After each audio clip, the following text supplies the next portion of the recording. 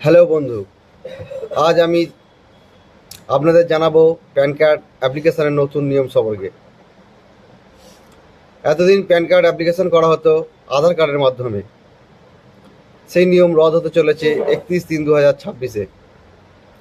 1/4/2026 থেকে pan card অ্যাপ্লিকেশনের জন্য নতুন নিয়ম শুরু হতে চলেছে।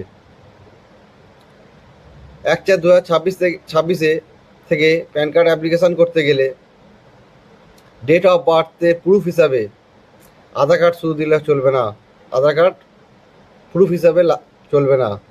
তার জন্য কী দিতে হবে না, বার্থ সার্টিফিকেট, ড্রাইভিং লাইসেন্স এবং কোর্ট থেকে অ্যাফিডেভিট। সেই জন্য যারা এখনও প্যান কার্ড করেননি তাড়াতাড়ি প্যান কার্ডটা করে নিন।